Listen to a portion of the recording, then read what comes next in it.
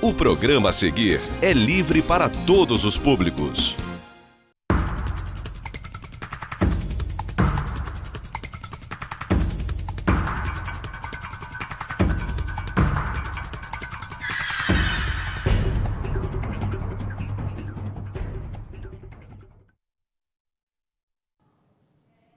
Olá, amigos de casa, estamos começando mais um programa Direto ao Ponto aqui pela TV Zoom, um programa que, como todos os outros que integram aqui a nossa grade, pode ser visto também através da nossa página na internet, tvzoom.com.br, através do aplicativo de celular, em qualquer hora, em qualquer lugar, e também através do nosso canal no YouTube.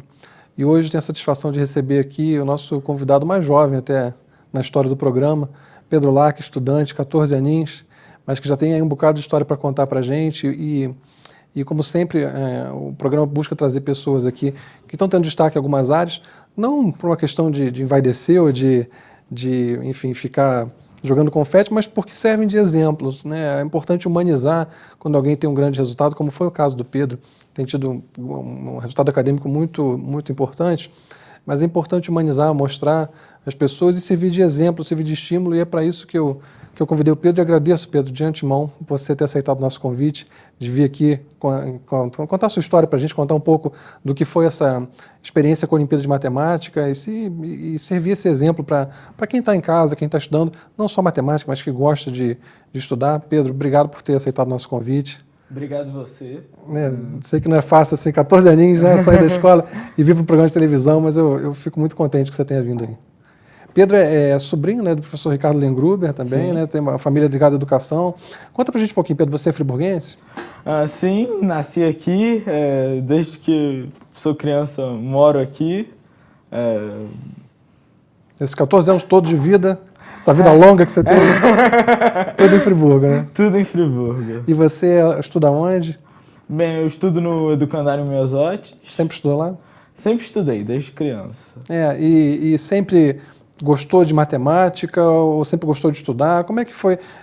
Conta um pouquinho da sua história. Como é que foi a tua relação acadêmica? Sempre foi um rapaz estudioso, de todas as matérias, só matemática? Como é que é isso?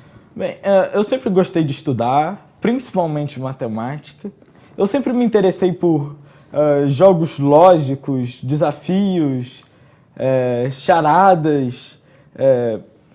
E, assim, matemática sempre me chamou muita atenção. Então eu sempre corri atrás para ver algum conteúdo novo que ainda não tinha sido mostrado, para tentar resolver um problema diferente. Mas também sempre gostei das outras matérias. Meu amor pelas outras matérias não diminuiu por conta do meu amor pela matemática. Como é que foi isso, Pedro? Você partia sempre de você querer estudar mais por fora, não só a matéria da escola, mas querer aprender mais e correr atrás, ou você foi estimulado também dentro de casa, estimulado por professores? Como é que foi isso? A internet fez diferença? Sim, eu fui estimulado dentro de casa. Assim, meus pais sempre me propunham problemas. E me propuseram problemas e também sempre me incentivaram a continuar estudando, a estudar mais. Os professores também sempre tiveram muito afeto, assim, muita vontade de fazer com que esse amor não fosse em vão. Acho que professor, em geral, né? A gente sabe que professor sempre tem de ser vocacionado. A pessoa não escolhe ser professor pensando em ficar rico, né? Escolhe por acreditar em algo mais, né? Acreditar no ideal mesmo de profissão. E acho que isso é comum a gente ver quando um aluno mostra interesse, o olho do professor brilha, de certa forma, né? Sempre está disposto a estimular, e acredito que a mesma coisa aconteça com os pais. Eu pergunto tudo isso porque, naturalmente, quem está vendo o programa pode ter filho ou pode ser professor, e é importante, tudo que a gente quer é que o estudo não seja uma obrigação, né? Que o estudo não seja uma coisa chata, uma coisa imposta, mas que seja interessante. Você acha que o segredo para você foi um pouco isso? O estudo ter se tornado interessante para você, ter sido uma coisa gostosa de fazer? Sim, eu acho que tudo que a gente faz com amor se torna mais leve, se torna mais fácil. Se eu não gostasse de matemática, eu nem começaria a estudar para uma prova de Olimpíada.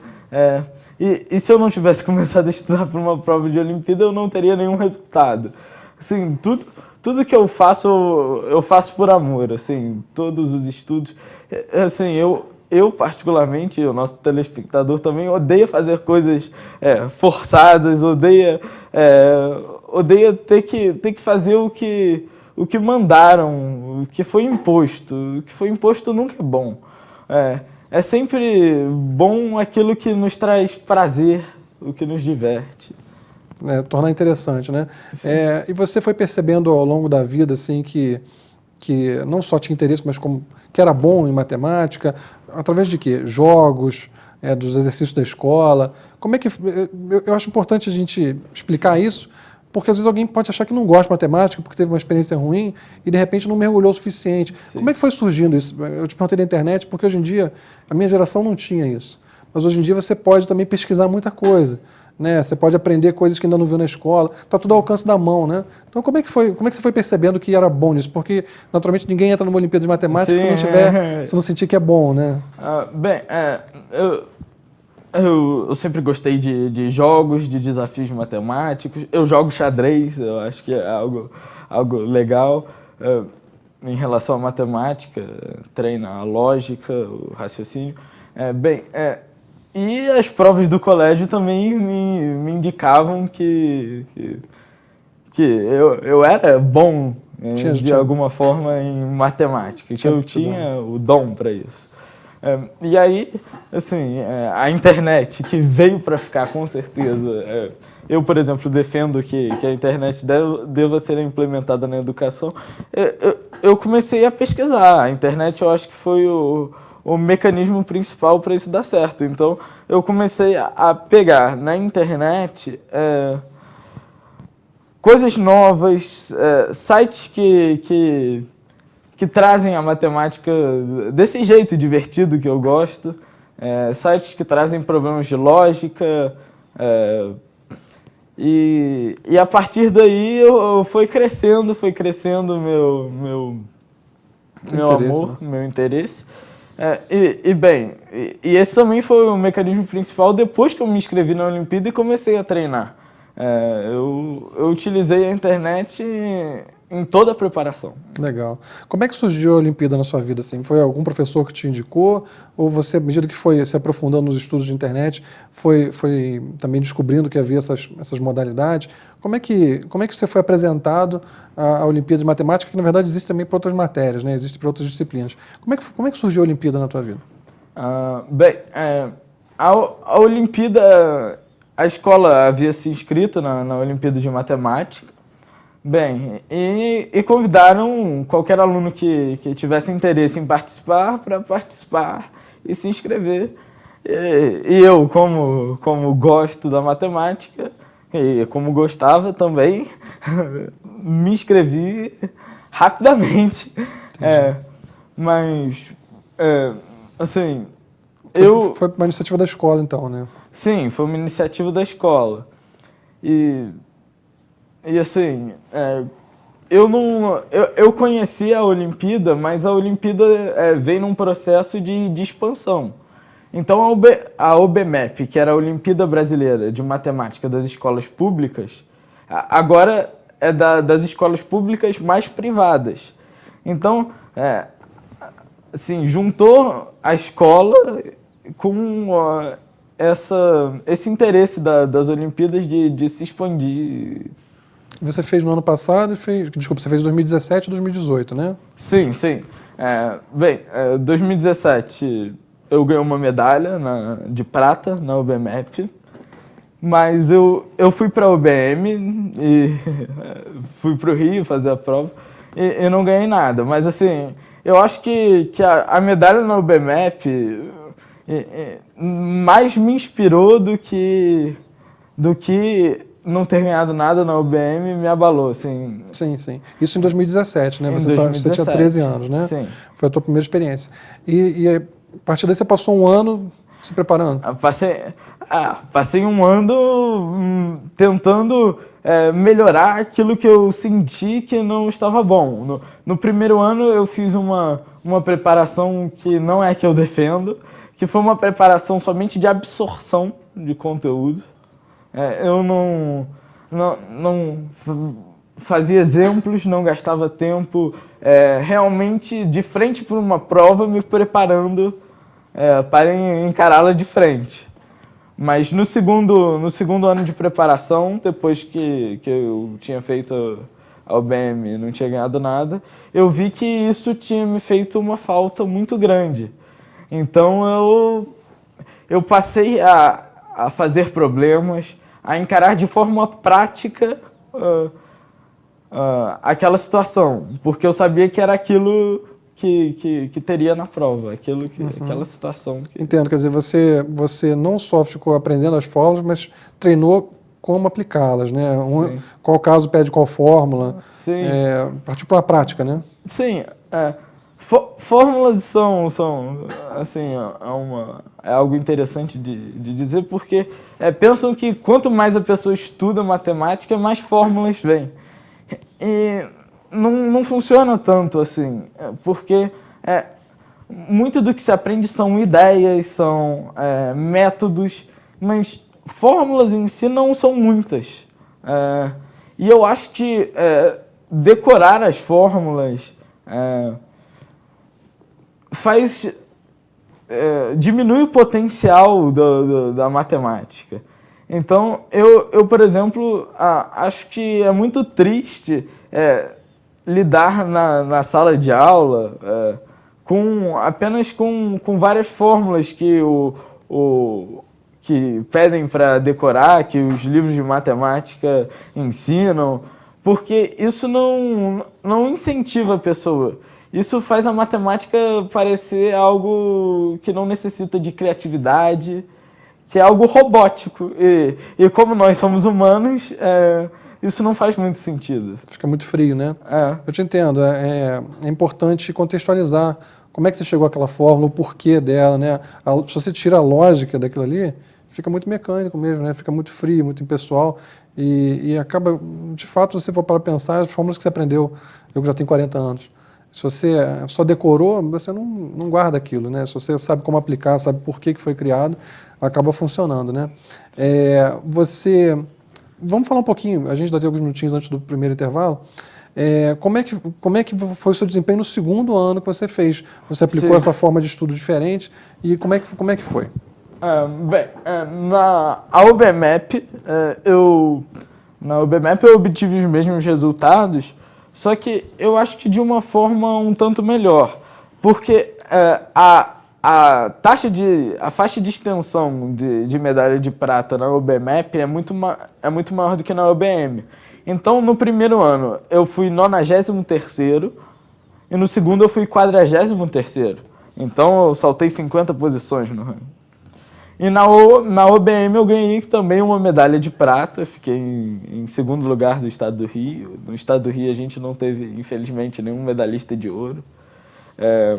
E foi o 13º do Brasil. E o 13º do Brasil. É importante dizer que você foi o 13º entre alguns milhões, né? Sim. 18 milhões ao todo, 3 categorias, né? A gente calcula em torno de uns 6 milhões que você concorreu. Sim, um desempenho na primeira fase. Né? Sim.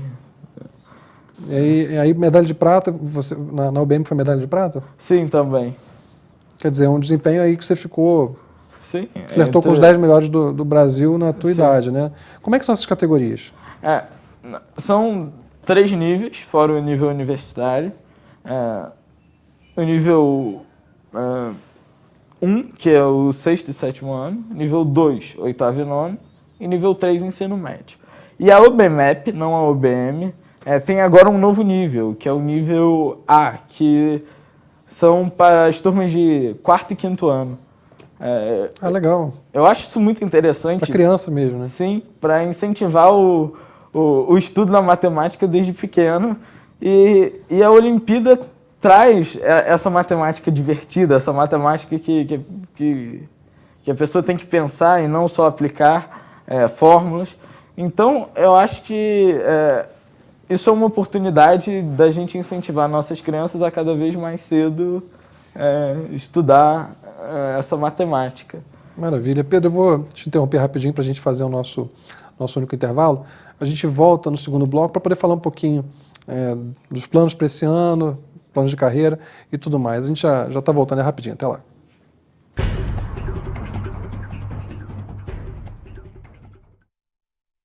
Você pode assistir aos programas da TV Zoom na hora que quiser.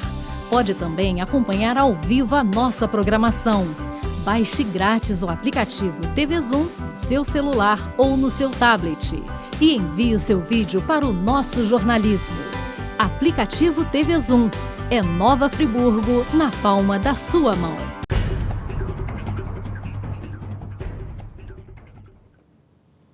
Olá, amigos. Estamos de volta para o nosso segundo e último bloco. Hoje recebendo o estudante Pedro Lac, aqui do Educandário Mesote, Nova Friburgo, que teve um desempenho excelente na última Olimpíada de Matemática, ficou em 13º, entre alguns milhões, mas calculam uns 6 milhões de inscritos, e está falando para a gente um pouco dessa experiência e também para servir de estímulo, de exemplo para outros estudantes. Pedro, você está iniciando o ensino médio agora esse ano? Sim, sim. É o primeiro ano. Aí você sobe de categoria, né? Você vai fazer, imagino que você vai fazer a Olimpíada de novo esse ano? Sim, eu vou fazer a OBM, a OBMAP, infelizmente eu não poderei participar, eu vou estar viajando na data, mas eu estou me preparando para a OBM nível 3, porque agora, como mudou o nível, a dificuldade naturalmente aumenta. Então, se ano passado eu estava no ápice do nível 2, agora eu... Você está na base do 3. Né? Estou na base do nível 3. Mas você já está familiarizado com... Você acabou antecipando muito material de matemática, né, nos seus estudos, não é isso? Sim, até porque pela falta de disponibilidade de material exclusivo para nível 2 na internet, eu fui obrigado a procurar materiais da onde tivesse. Então, às vezes eu peguei um conteúdo de nível 3 para estudar, porque esse conteúdo, uma versão mais simplificada, que seria para o nível 2, não estava disponível na internet. Então você já está familiarizado, de certa forma, com a matemática de nível médio, até de universitário. Você também já falou que você já ouviu um pouco de cálculo, superficialmente, mas já viu um pouco coisas que podiam te ajudar, né? Acaba que você já viu o conteúdo quase que programático todo, né? Vai começar o ensino médio, mas matemática para você já está familiarizado, né? Sim, assim, a matemática do colégio ela é muito mais fácil do que a matemática olímpica, então eu estudando para as Olimpíadas consegui estudar todo o conteúdo do ensino médio, mas o conteúdo olímpico em si é um pouco mais difícil, assim como para o nível universitário vale a mesma coisa. Então, eu absorvi um pouco das matérias do nível superior, do ensino superior, mas a matemática olímpica do ensino superior também é mais difícil, mais complicado. Na escola, foram abertas também inscrições para outras disciplinas na Olimpíada? Sim, na verdade... ano passado a gente concorreu também na OBA, eu ganhei medalha de ouro na OBA, mas eu considero particularmente a OBA uma Olimpíada bem mais fácil do que a OBM, e pelo número de medalhistas, eu não sei exatamente quanto, é possível perceber que a OBA é realmente bem mais fácil do que a OBM, que a OBMAP. Na verdade, eu pergunto assim, em relação a português, história, sim, existe também essas Olimpíadas, né? Essas Olimpíadas existem, assim, a escola ainda não se inscreveu, provavelmente esse ano será o primeiro. Eu estou perguntando porque, assim, acho que serve de estímulo para diretores de escolas também, porque o que a gente está vendo com você aqui? De certa forma, a matemática do ensino médio para você vira uma espécie de formalidade, porque você já estudou aquilo, já aprendeu. E isso é um resultado que eu entendo do estímulo, de você dar um objetivo, dar um desafio, e a criança começar a correr com as próprias pernas, porque, de forma alguma, é menosprezando o trabalho do professor, longe disso. Ao contrário, o professor estimulando, né? E isso pode servir para outras disciplinas também, porque eventualmente alguém sente que gosta muito de história, que é bom em história, ou português, ou outras disciplinas. E me parece, pelo teu caso, que a Olimpíada ou desafios dessa natureza estimulam muito a criança a aprender por fora, né? Aprender além da escola, né? Sim. Existem várias Olimpíadas. Existe a Olimpíada de História, de Português, de Linguística. Existe a Olimpíada de quase qualquer matéria. Mas existem Olimpíadas que são mais divulgadas, consequentemente, por elas serem mais antigas do que as outras. E tem Olimpíadas que são relativamente novas. Por exemplo, a Olimpíada de Geografia é uma Olimpíada que começou agora há pouco. E a OBA já foi a primeira Olimpíada a ser criada no país. Então, é mais fácil que a escola se inscreva na OBA do que na Olimpíada Brasileira de Geografia, assim. Mas existe lugar para todo mundo. Não... Entendo. Dá umas dicas de estudo para quem quiser, quem estiver interessado, vendo o teu exemplo, quiser participar também de uma Olimpíada. Como é que, independente que, na verdade, a escola, para poder se inscrever, ela vai demorar, seguir os trâmites e tudo mais, mas o aluno, naturalmente, pode já querer se preparar, até porque vale a pena, quanto mais cedo estudar, melhor, né? Então, o que você recomenda para alguém que queira estudar para uma Olimpíada de Matemática, ou enfim, para se preparar para alguma Olimpíada? Como é que a pessoa deve se portar na internet para poder chegar a esse conteúdo de maneira interessante? Bem, inicialmente eu creio que a chave é ter antecedência, assim, começar faltando um ano, faltando 8 meses ou mais do que um ano, porque as Olimpíadas são complicadas. Então, não basta estudar um mês. No Brasil existe muito essa cultura de estudar para a prova, estudar antes da prova, que o aluno estuda um dia antes da prova. Nas Olimpíadas, o contrário que deve acontecer. A pessoa deve estudar um ano antes da prova, começar a estudar. Até para poder relaxar no dia, né? Sim. Poder descansar uns dias antes, né? Na própria semana eu não gosto muito de me focar muito no conteúdo. Eu prefiro mais relaxar na última semana, porque senão vem uma pressão muito grande e acaba que a pessoa fica muito pressionada e vai mal no dia da prova, porque o dia da prova é muito importante para as Olimpíadas. Porque como exige raciocínio lógico, exige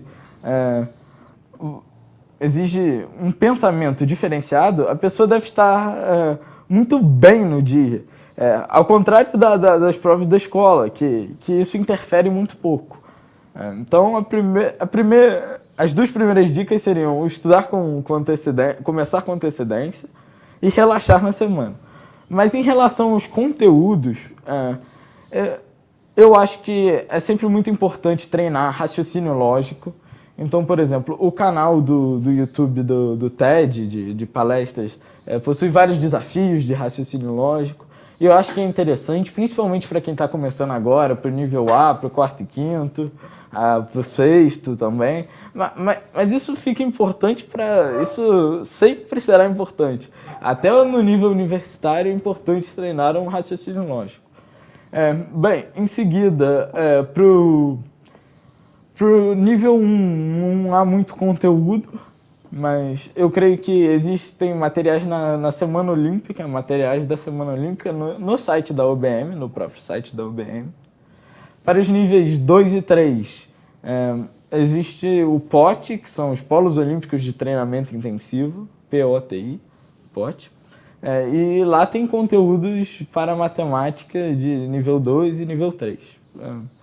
Existe também a revista Eureka, que é uma revista que também tem no site da UBM, que tem artigos, tem problemas resolvidos, tem todas as Olimpíadas até 2016, se eu não me engano, ou 2015, da OBM, corrigidas as provas.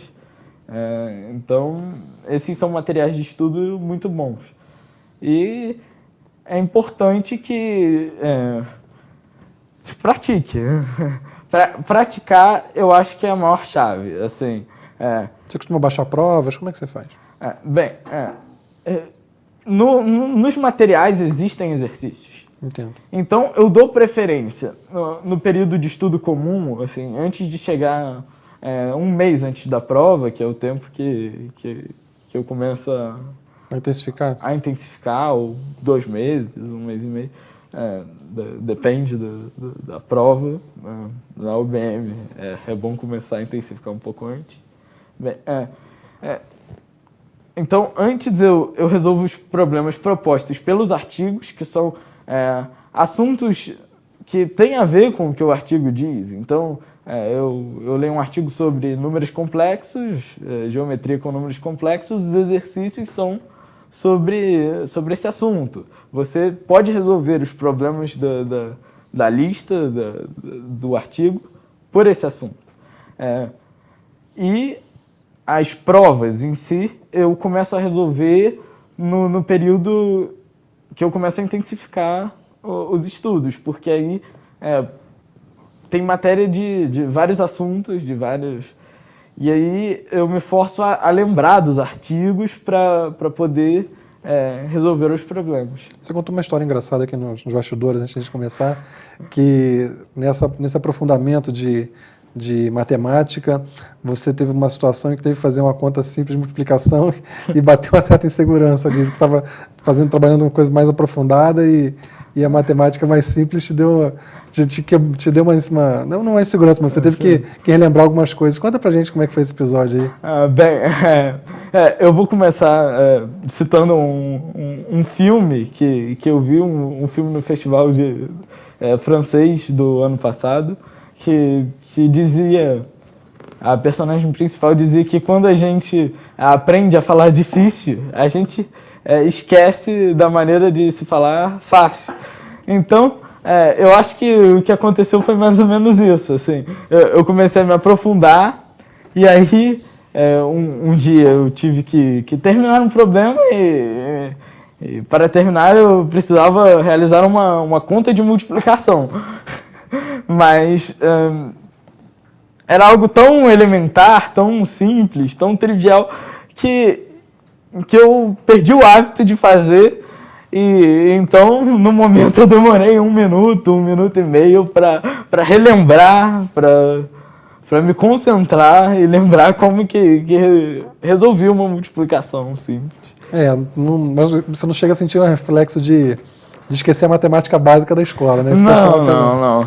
Pedro, eu queria que você falasse um pouquinho, para a gente fechar o arco, estamos chegando ao fim do programa, de como esses estudos, de certa forma, estão direcionando o próprio rumo que sua vida vai tomar. O que você vê para o seu futuro? Você vai fazer o ensino médio agora, em termos de universidade, carreira que você pretende seguir, a matemática, essa paixão, essa aptidão. Então, de certa forma, você com 14 anos tem um privilégio de já saber o caminho que você quer seguir, não é isso? Sim. Eu quero seguir a área de matemática e não de engenharia, até porque minha matéria favorita em matemática é uma matéria chamada Teoria dos Números, que é uma matéria que está presente no curso em si de matemática. Então pretendo fazer mestrado e doutorado e seguir trabalhando nessa área de Teoria dos Números. Uma área de pesquisa? Numa área de pesquisa, sim. Não tenho vontade, a princípio, de dar aula, pelo menos não para cursos como ensino médio, ensino fundamental. Dificilmente você vai fazer a carreira acadêmica e não dar aula em universidade, né? Sim. Pelo menos numa fase do mestrado, principalmente, é muito complicado. Possível que você tenha que cumprir horas dando aula e tudo mais, né? E trabalhar em área de pesquisa. O que existe de pesquisa em matemática? Para onde o conhecimento está ampliando atualmente? Assim? Quais são as fronteiras do conhecimento? Bem, a matemática, assim, existem vários campos de pesquisa atualmente, várias áreas de pesquisa. A área que eu pretendo seguir é uma área de teoria dos números, e hoje o que se pesquisa em teoria dos números são curvas diofantinas. É uma mistura de geometria com álgebra e com teoria dos números. Assim, junta a ideia de números complexos, a ideia de plano cartesiano com a matemática elementar da teoria dos números. Assim. Eu encerro esse programa lamentando muito que a gente não tenha mais faculdade de matemática aqui em Friburgo, né? A menos que eu esteja enganado. A gente tinha na Faculdade de Filosofia Santa Doroteia, que é enfim, já está fazendo falta demais aí para a nossa comunidade. E, infelizmente, deixa um vácuo que não tem como superar. E você provavelmente vai ter que sair de Friburgo para fazer esses estudos, né? Sim, mas, assim, no Brasil... A grande vantagem que eu tenho é que, pelo menos no Brasil, a matemática é muito boa. Nós temos o Instituto de Matemática Aplicada, o INPA, que está no nível de pesquisa mais alto mundial, assim, mundialmente reconhecido. Cérebros nós temos, né? Precisamos de estímulo. Pedro, agradeço muito pela tua presença. Você certamente serviu de exemplo para pessoas que têm interesse também por aprender. Desejo muito boa sorte na tua carreira. Desejo boa sorte na Olimpíada desse ano e que você possa voltar aqui no ano que vem para contar mais um sucesso para a gente. Tá ok?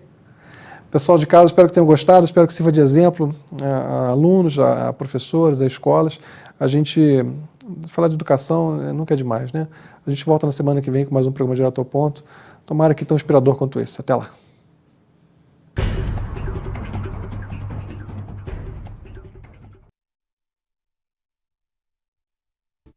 Este e outros programas você assiste no aplicativo TV Zoom.